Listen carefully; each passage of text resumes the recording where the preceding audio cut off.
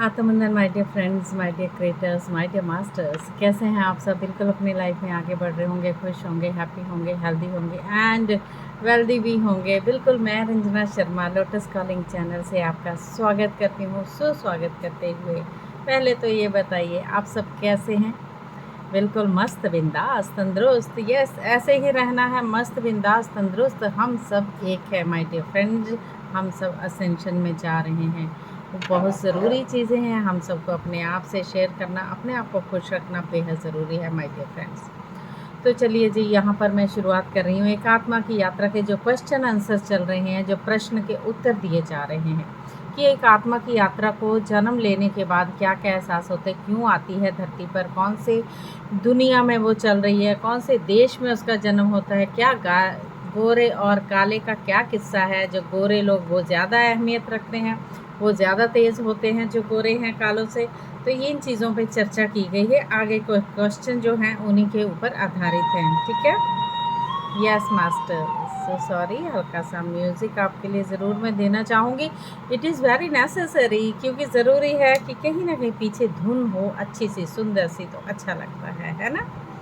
Yes तो चलिए start करती हूँ मैं। उन्होंने कहा अगला क्वेश्चन उनका, पहले क्वेश्चन में आपने ये देखा था कि लोग जन्म से ही भाग्यवान खुशियों वाले क्यों होते हैं, कई लोग ऐसे होते हैं कि झुग्गी झोपड़ी में रहने वाले क्यों होते हैं। उनके क्वेश्चन का आंसर दिया गया था कल, ठीक है। आप गौर से सुनिएगा, इन चीज़ों को सुनना बहुत ज़रूरी है गाइस, तो हम अपने बारे में जान सकते हैं कि हम इस चीज़ पे कितने खरे उतरते हैं, कितना हम आगे विकसित हैं, क्या है ये सब चीज़ें। तो ये सब जानकारी बहुत ज़रूरी है माय डियर फ्रेंड्स हम सब के लिए। नेक्स्ट क्वेश्चन उन्होंने किया, पीटर रिशेलू ने नेक्स्ट क्वेश्चन उनसे ये किया कि क्या तुम ये बता सकते हो कि कुछ जातियां काली त्वचा लेकर और अन्य सफ़ेद त्वचा लेकर क्यों पैदा होती हैं। यानी हम बोलते हैं ना वो फॉरनर, अरे वाह गोरी मेम करते हैं ना जो, और कालों से कई लोग नफरत करते हैं, काला है यार, ऐसे करते हैं लोग। इतनी हेट कालों से की जाती है, सफ़ेद को लेके लगता है वाओ, मतलब फूल खिड़ जाते हैं सफ़ेद को लेके। तो इन चीज़ों के बारे में क्वेश्चन किया गया है।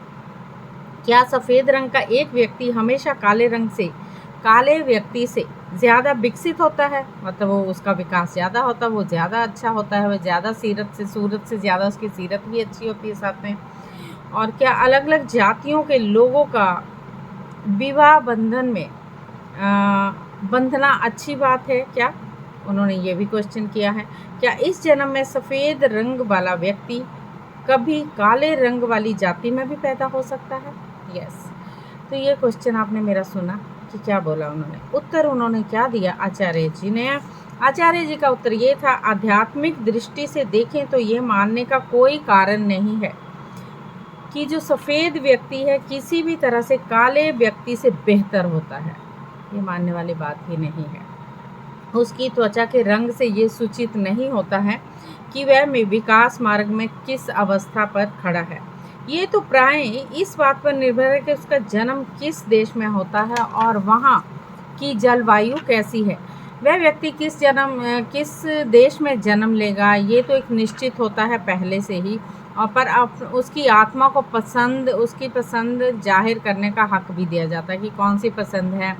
आत्मा जब जन्म लेने से पहले सोचती है उसको कहाँ जन्म लेना है, दूसरे देश में लेना है, इस देश में लेना है, काले में लेना है, गोरे में लेना है, क्या अनुभव पाना है। भौतिक जीवन में आने की प्रक्रिया जब शुरू हो जाती तो सो सॉरी गाइस, थोड़ा पानी तो उन्होंने कहा कि क्या खास विशेषताएं होती हैं भौतिक जीवन में आने की प्रक्रिया जब शुरू हो जाती है, तो हर देश के लोगों की अपनी कुछ खास विशेषताएं हैं जो उस देश के हर वासी में होती हैं। वह आत्मा एक शिशु के रूप में उस देश में जन्म लेती है जिसकी प्रबल विशेषता तथा गुण उस आत्मा में नहीं होते, ताकि वो भावी संरचना से जुड़ सके। कई हजार साल पहले पृथ्वी के बहुत सारे भाग पर जहाँ सफ़ेद लोग रहते थे आज वहाँ काले लोग भी रहते हैं। आज चाहे ऑस्ट्रेलिया सफ़ेद लोगों का देश है, पर वहाँ के आदिवासी काले ही थे, ठीक है। ऑस्ट्रेलिया सफ़ेद लोगों का देश है, वहाँ के जो आदिवासी थे काले ही लोग थे। यानी दक्षिणी अफ्रीका में मूल निवासी काले रंग के ही थे।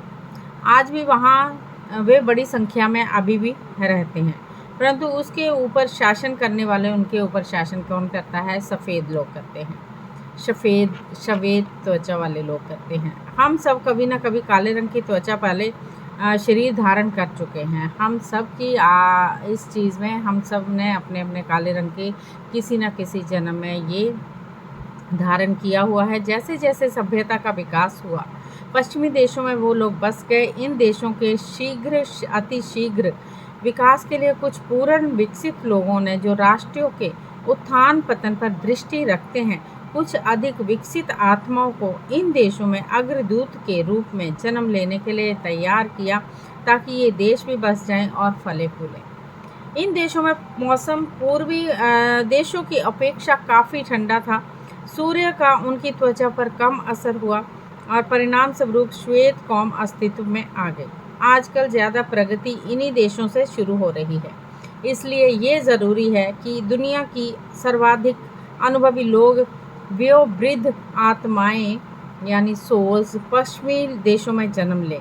ब्रिटेन पिछली शताब्दी से भी अधिक समय से काफ़ी शक्तिशाली देश रहा है और इसलिए ये विकसित आत्माओं का अपना हिस्सा पा चुका है। पर अब अमेरिका इस मुश्किल काम की जिम्मेदारी ले रहा है। ये संयोग की बात नहीं है कि कौन अंग्रेज़ है या अमेरिकी, जर्मन या चीनी। तुम्हें ये स्पष्ट होना चाहिए, सभी सफ़ेद त्वचाधारी रंगदार त्वचाधारियों से अधिक श्रेष्ठ नहीं होते। हर देश को अनुभवी और विकसित आत्माओं की एक निश्चित संख्या की आवश्यकता होती है, और जो इस देश का नेतृत्व कर सके, विकास मार्ग उसे आगे ले जाएं, और इसलिए वयोवृद्ध आत्माओं का हर देश में जन्म होता है। माय डियर फ्रेंड्स, इससे मेरा ये मतलब कदापि नहीं है कि वृद्ध आत्माएं हमेशा ही ऑस्ट्रेलिया आदिवासी के रूप में जन्म लेती रहेंगी। ऐसा होना असंभव है, क्योंकि इन लोगों का कोई राष्ट्रीय है ही नहीं। वे तो एक मरणासन कौम है। इस प्रकार वे सत्ताएं जो इन शरीर में रहेंगी, वे मूल रूप से इस कौम के सदस्य ही रहे होंगे, जिन्होंने इतनी जल्दी उन्नति नहीं की जितनी जल्दी अन्य सदस्यों ने की थी। अब वो बोल रहे हैं कि भारत को छोड़ दो, इस देश में तुम्हें लाखों लोग मिलेंगे जो अविकसित हैं, अभी उनमें विकास ही नहीं हुआ है, परंतु साथ ही तुम्हें बड़ी संख्या में बुद्धिजीवी, विकसित और अत्यधिक आध्यात्मिक वृत्ति वाले लोग भी मिलेंगे। भारत एक ऐसा देश है जिसके निवासी आध्यात्मिक विकास के बारे में बहुत सोचते हैं। मेरी बात पर विश्वास करो, उसकी संस्कृति बहुत पुरानी है और आने वाली शताब्दियों में वह विकास के बड़ी भूमिका निभाएंगी। कौन? भारत देश की बात कर रहे हैं यहाँ पर। स्पष्ट है कि ऐसे देश में ऐसी कुछ आत्माओं का अवतरित होना बहुत आवश्यक है, जो इसके असंख्य लोगों के भाग्य का भाग्य दर्शन कर सकें, और ताकि ये देश अपनी निर्धारित भूमिका अदा कर सके। अलग अलग नस्ल के लोगों को विवाह करना चाहिए या नहीं, इस सवाल पर फैसला देना कठिन है।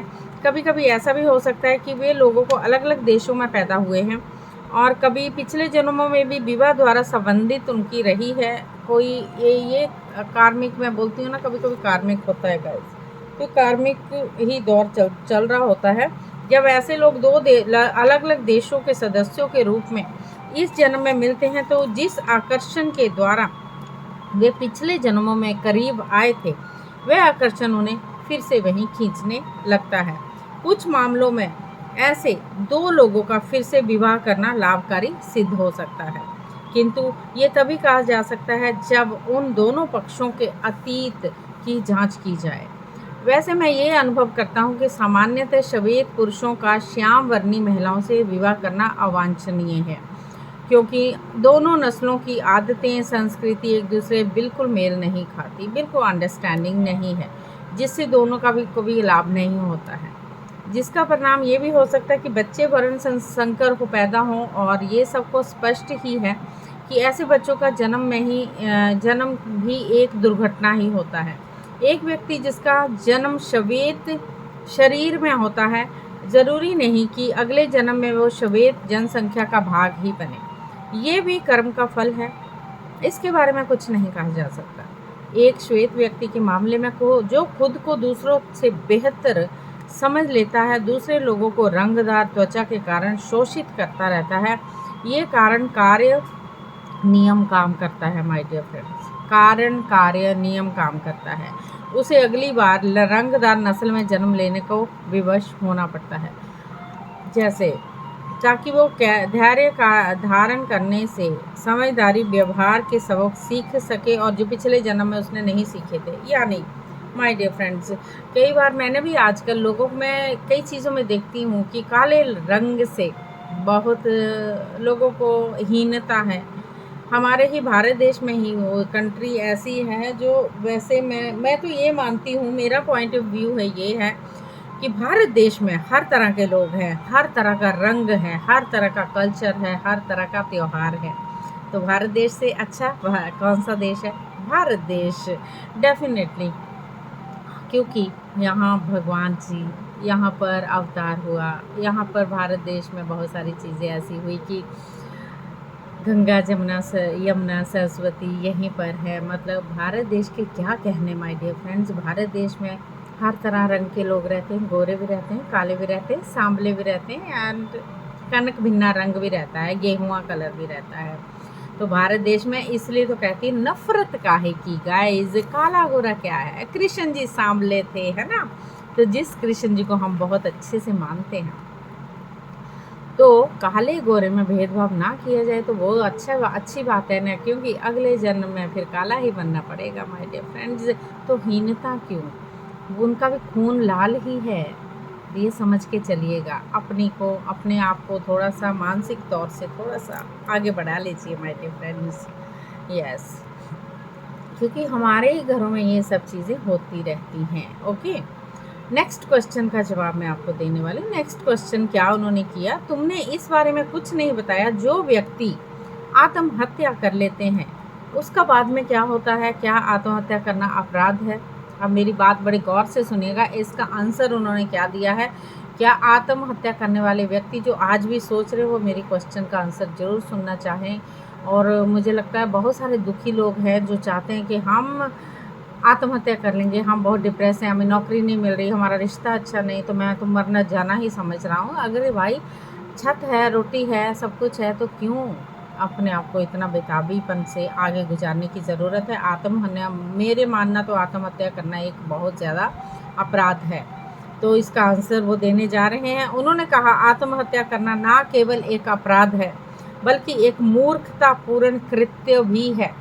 ओके, मुसीबतों से दूर भागकर तुम उनका समाधान नहीं कर पाते हो, केवल उसे भावी जीवन में स्थगित कर देते हो। वह व्यक्ति यही कहेगा कि उसके हालात ने उसे जीवन ले लेने को मजबूर किया। ये वे हालात है जो विकास मार्ग पर प्रगति करने के लिए सर्वोत्तम समझे गए थे और उसे इन्हें सहना ही होगा। जिस प्रकार एक भगोड़ा बच्चा 1 साल और निचली क्लास में ही रखा जाता है, उसे ये बात समझ में आनी चाहिए कि जब तक वो हर विषय में निम्न तक अंक हासिल नहीं कर लेता और वो अगली क्लास में नहीं भेजा जाएगा। उसी तरह आत्महत्या करने वाला व्यक्ति जब अगली बार दुनिया में आता है, हालात ऐसे बनते हैं कि वही बाधाएं और मुश्किलें जिनसे वह पहले भागा था फिर सामने उसके आ खड़ी होती हैं माय डियर फ्रेंड्स। क्यों भागा था वो, फिर से रिपीट होती हैं चीज़ें, उन्हें झेलना पड़ता है, उन पर विजय पानी होती है। अगर वह इस तरह से इस बार भी उनसे भागता है तो वह अपने विकास के मार्ग को अवरुद्ध कर देता है। जब तक वह इन बाधाओं का सामना करने उन्हें जीत नहीं लेता और उस प्रकार के सबक नहीं सीख लेता, तो गाइस वेट अ मिनट, नहीं, सबक सीखना बहुत ज़रूरी है गाइस। तो उन्होंने बोला कि सीखने ज़रूरी नहीं, जब सबक नहीं सीख लेता उनके माध्यम से वो आगे उसे सीखने थे वो सबक नहीं सीखता, तब तक वह परिपूर्ण होने की अपनी यात्रा आगे नहीं बढ़ा सकता। तो अत्यधिक पश्चाताप ही आत्महत्या के तुरंत बाद उसकी नियति बन जाती है और सूक्ष्म रूप में जगत में आने के बाद आत्मघातियों में से अधिकांश अपने किए पर पछताते हैं और उसे समाप्त करने के लिए कुछ भी करने को तैयार हो जाते हैं। बदकिस्मती से वापस जा नहीं सकते, उन्हें अगले जन्म तक के लिए रुकना पड़ता है और उन्हें ये पक्का होता है कि इस बार जन्म लेकर फिर से उन्हीं मुश्किलों का सामना उन्हें करना पड़ेगा। वह व्यक्ति पश्चाताप से कष्ट पाता है, किसी भी तरीके से फिर से भौतिक शरीर पाना चाहता है, चाहे उसे किसी भी तरह की मुश्किलों का सामना करना हो, पर फिर भी वह वाष्पशील वाहन से छूटने के लिए इच्छा शक्ति का प्रयोग नहीं करना चाहता माय डियर फ्रेंड्स। तो वह वायवीय और वाष्पशील वाहन मृत्यु के समय सूक्ष्म शरीर के चारों ओर लिपट जाता है। यानी आपको मैंने बोला वाष्पशील जो वायवी जो कोट है हमारा सिल्वर कोट जिसको मैं बोल रही थी कि वो शरीर में ऐसे लपेट लेता है कि वो वही धरती पर ही लटका हुआ रह जाता है।